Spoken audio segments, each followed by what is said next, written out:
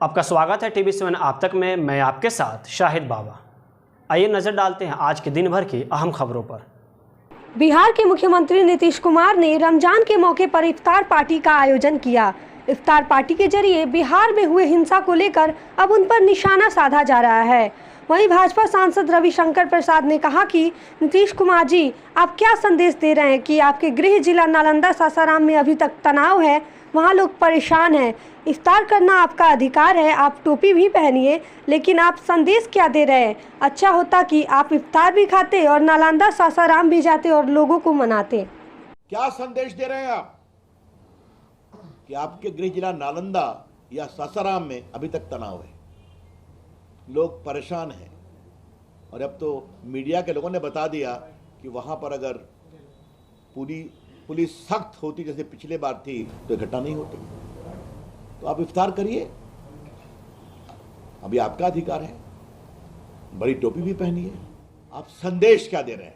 राजस्थान कांग्रेस सरकार में सब कुछ ठीक नजर नहीं आ रहा। एक तरफ राजस्थान के मुख्यमंत्री अशोक गहलोत अपनी कामों को दिखा रहे हैं, तो वहीं उनके पार्टी के नेता और पूर्व उप मुख्यमंत्री सचिन पायलट अपने ही पार्टी के खिलाफ वादा पूरा न करने के मामले में 11 अप्रैल को धरना पर बैठने का फैसला लिया है। वहीं अब इस मामले में राजनीति भी हो रही है और AIMIM प्रमुख असदुद्दीन ओवैसी ने भी इस मामले में निशाना साधने से पीछे नहीं हटे।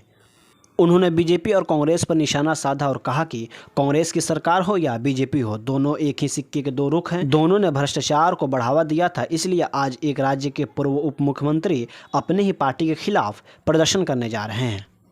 की सरकार हो या बीजेपी की सरकार हो, एक सिक्के के दो रुख हैं।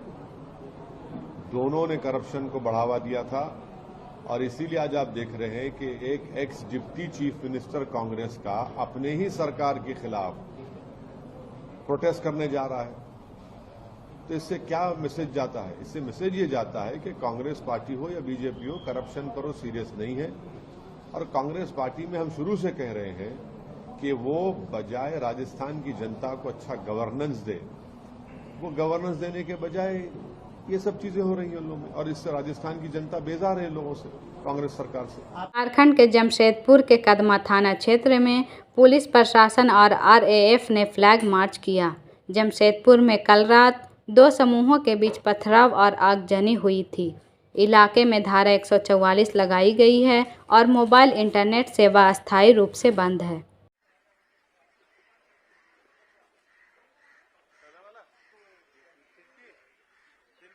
हरियाणा के सोनीपत में हथियारबंद लोगों की भीड़ ने एक मस्जिद पर हमला कर दिया। पुलिस का कहना है कि लोगों ने मस्जिद में घुसकर नमाज पढ़ रहे लोगों से मारपीट की। वहीं अब इससे इलाके में तनाव फैल गया है। हमले में कम से कम 9 लोग घायल हो गए। घटना रविवार रात सोनीपत जिले के संदल कला गांव में हुई। घटना के बाद हथियारबंद लोगों द्वारा हमला करने की तस्वीरें वायरल हो रही हैं। हमलावर हाथों में डंडे लिए खुलेआम घूमते नजर आए। उकसावे की वजह स्पष्ट नहीं है, लेकिन पुलिस ने 19 लोगों के खिलाफ FIR दर्ज की है। पुलिस के अनुसार घायलों को सोनीपत के सिविल अस्पताल में भर्ती कराया गया है। इलाके में अब भारी सुरक्षा बल की तैनाती की गई है। बिहार के नालंदा और सासाराम में हुए हिंसा को लेकर एक बार फिर बिहार के उप मुख्यमंत्री तेजस्वी यादव का बयान सामने आया है, जिसमें उन्होंने बीजेपी पर निशाना साधते हुए बिहार को बदनाम करने का आरोप लगाया। तेजस्वी यादव ने कहा कि जब से हिंसा हुई है तब से सभी चीज़ों पर लगातार नज़र बनी हुई है। सरकार ने माहौल को कंट्रोल किया है, क्योंकि योजना तो बहुत बड़ी थी। इससे पहले भी तमिलनाडु वाला प्लान क्या था, वहाँ पर किस हिसाब से माहौल बन गया था। ये तो बीजेपी बिहार में जानबूझकर माहौल ख़राब करना चाहती है। यूक्रेन की पहली उप विदेश मंत्री एमिन झापरोवा भारत के 4 दिनों की यात्रा पर हैं। झापरोवा सोमवार को राजधानी नई दिल्ली पहुंची। पिछले साल फरवरी में रूसी आक्रमण शुरू होने के बाद झापरोवा की यह पहली आधिकारिक यात्रा है।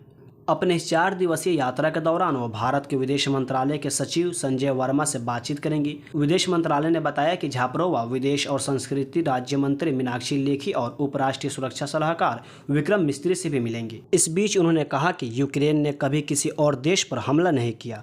हम लोग अकारण जंग के पीड़ित हैं। जैसा कि आपके प्रधानमंत्री ने कहा कि यह युद्ध का युग नहीं है और हम इसका पूरी तरह से समर्थन करते हैं, लेकिन दुर्भाग्य से हम एक आक्रामक देश से घिरे हैं।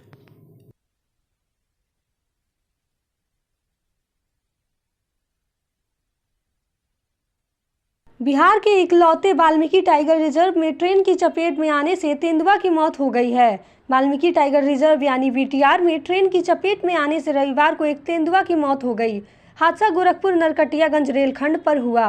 वाल्मीकि नगर रोड स्टेशन और पनिहाव के बीच मदनपुर में भपसा नाला के पास ट्रेन की चपेट में आने से तेंदुआ की मौत हो गई।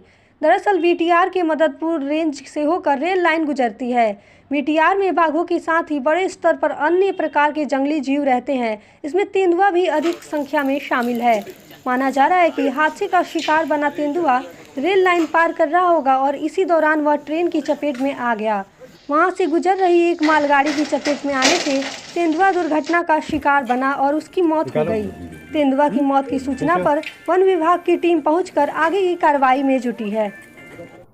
इसी के साथ आप हमें दें इजाज़त। मिलते हैं अगली खबरों के साथ, तब तक बने रहें TV7 आप तक पर।